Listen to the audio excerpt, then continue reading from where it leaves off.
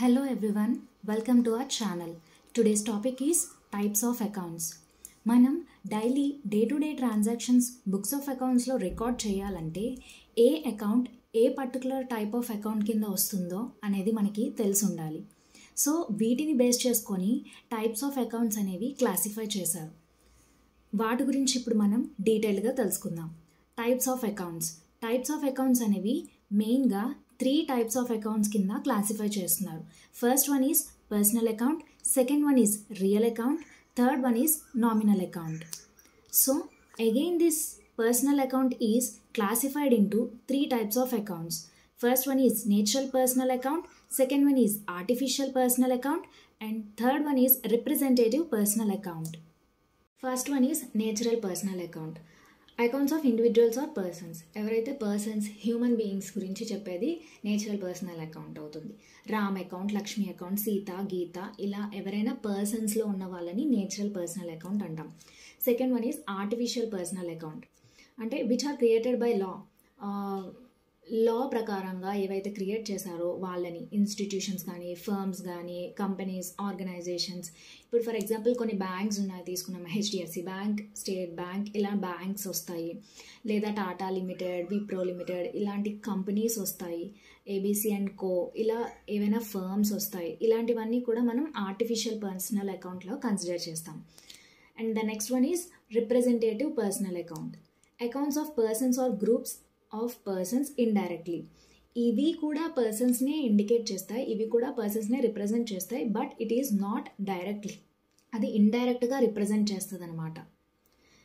ఏవైతే natural personal అకౌంట్లోని, artificial personal అకౌంట్లోని రావో అవి రిప్రజెంటేటివ్ పర్సనల్ అకౌంట్లో వస్తాయి.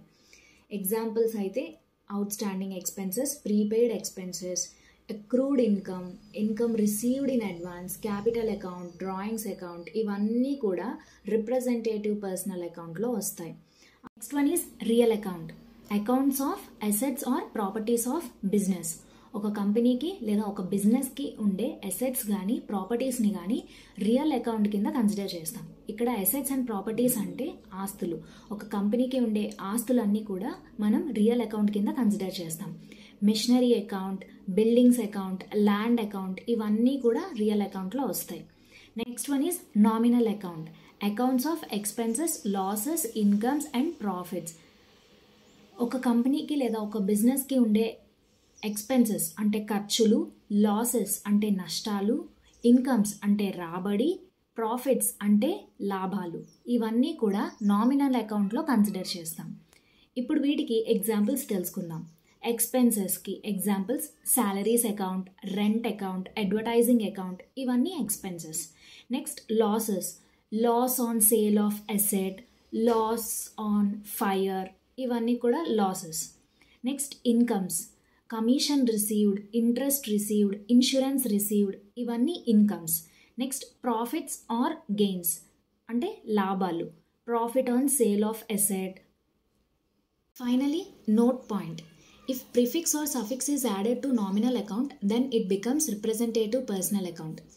ఒక నామినల్ అకౌంట్కి ప్రిఫిక్స్ ఆర్ సఫిక్స్ అంటే ముందు కానీ వెనక కానీ ఏదైనా యాడ్ అయితే దాన్ని రిప్రజెంటేటివ్ పర్సనల్ అకౌంట్ అంటాం.